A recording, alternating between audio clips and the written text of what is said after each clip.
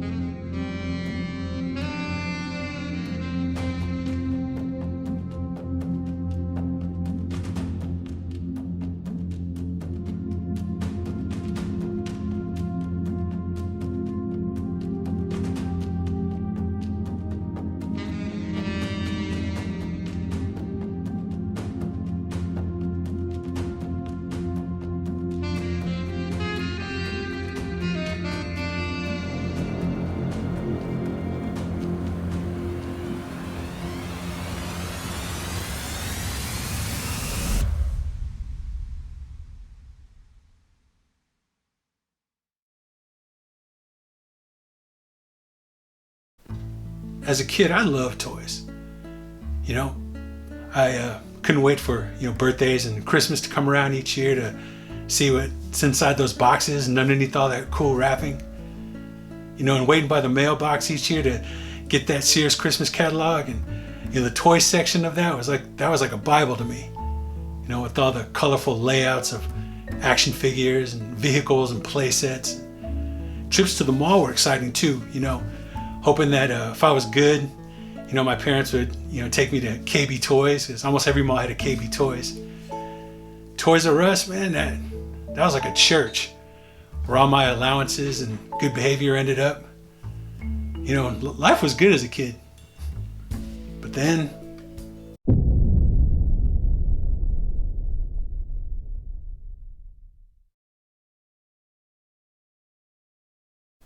now, action figure collecting has become the next chapter in this adventure. Hunting in the wild for that next piece of plastic, that's what us bounty hunters live for. And finding that one grail of sorts is an adrenaline rush that becomes hella addictive. Grails are those collectibles that are rare and extremely hard to find. And if you can find a much sought after figure or any other collectible, it can literally come close to breaking the bank for real. We all have our go-to spots. Those places where they know you personally, and more importantly, they know what you're looking for. It always helps to make those connections. And ordering and pre-ordering online that's a good resource too.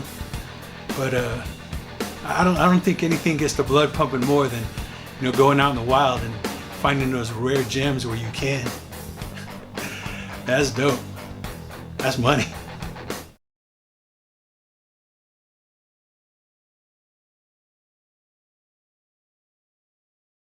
But for some of us, we take action figure collecting to that next level. Whether you keep your stuff in a box or open and display them, you want to show off your collections. But for us, it doesn't stop there. This is where the real fun begins. Action figure photography for me is a new form of art that I just happen to really get interested in and kind of became pretty good at, I guess.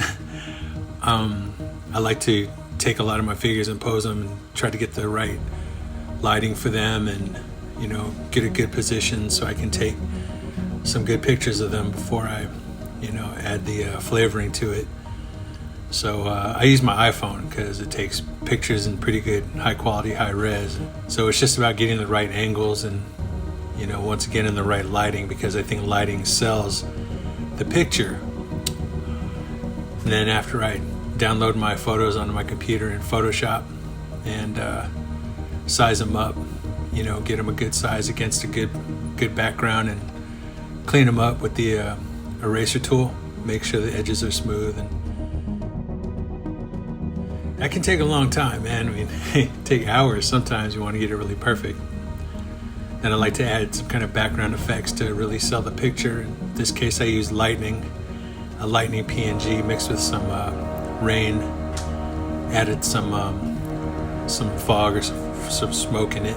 Mess with the color levels a bit, and then pretty much create an atmosphere within the picture. So this is what I had before, and turn it into something like this, which came out pretty good, I think. It's a lot of work, but it pays off in the end.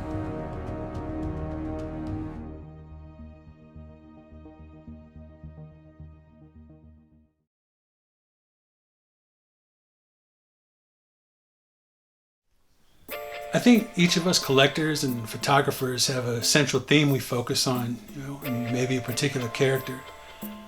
For a lot of figure photographers, superheroes are a huge subject in their shoots. The pieces produced by these photographers I've met, I mean, they're nothing short of artwork that you see on a gallery wall or a figure package. The time it takes to get the perfect shot, that could take hours, for real. I mean, you got to capture that detail just right to get the picture how you imagined. It's really beautiful stuff that, shows how really talented these artists are.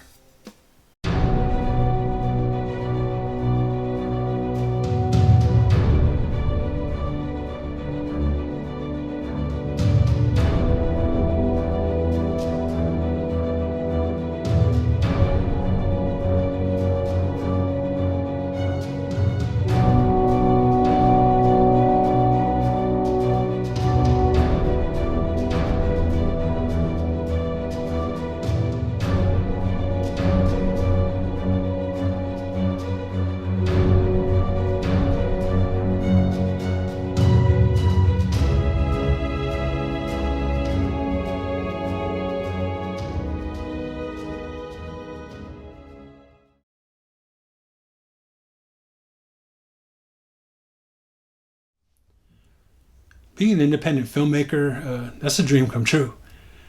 I love going to the movies, and I love films of all kinds, But horror is my thing. I mean, I love horror movies. And when it comes to figure photography, I like to capture images, sometimes directly from the horror genre, like scenes from certain films or character shots from a range of iconic horror movies. I like creating single frame stories that, put iconic movie characters in the same universe. It's those what if moments that can blow the imagination like wide open. When shooting something scary, you have to have the right lighting to create that mood in your shot. Lower lights and shadows, expression, and the right pose really do make the picture pop right off the lens.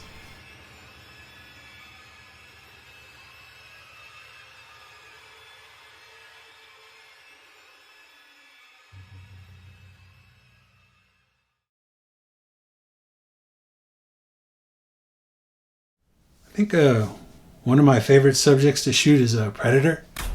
The sculpt and the detail on the neckline of those predator figures is beautiful. When that character first appeared on screen, like back in 1987, God, I was so amazed by the look and the technology of it that I was jonesing for more. So shooting the predator really takes a lot of attention to detail, and whether the figures bathe in natural light or produced light, they always captivate.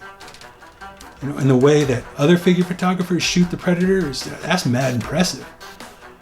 You can tell that they take their time. I mean, these images, they speak for themselves.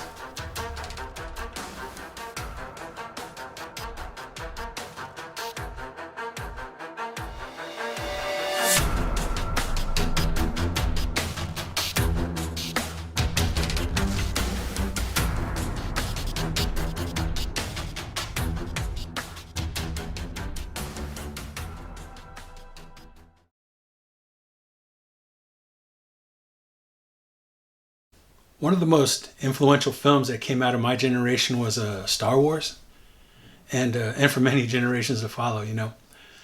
And Star Wars action figure photography is an institution in itself. You know, it really is its own thing. And the cats that shoot Star Wars, you know, they really know how to create action and mood in their pieces. I mean, I truly believe that, you know, you gotta know Star Wars to shoot Star Wars. You feel me? I mean, see for yourself, man. These pics rock.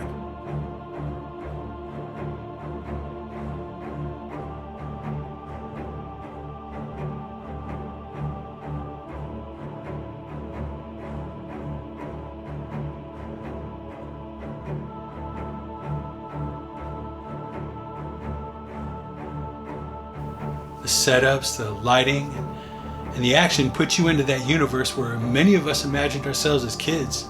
I mean, maybe even now. You know, there really is no limit to pretend. With figure photography, you know, the universe is the limit.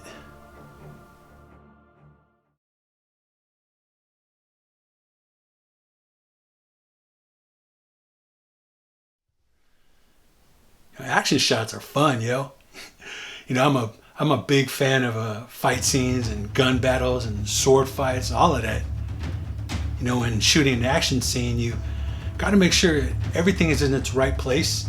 You know, like when capturing an action shot, that takes a lot of patience and perspective, a lot of foresight, you know. You have to shoot your characters at that right moment in that right pose to make your audience, you know, feel that impact, you know, to put them in the action the same way that they'd experience it in a movie theater.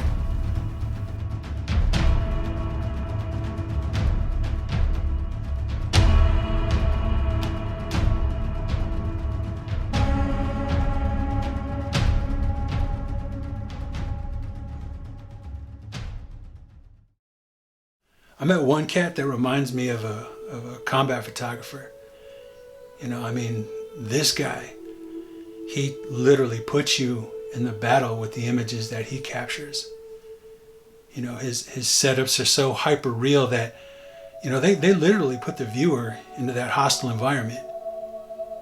You know, I think they serve as beautiful homages that honor our veterans who served during those horrific periods in time. You know, his work is just genius perfection.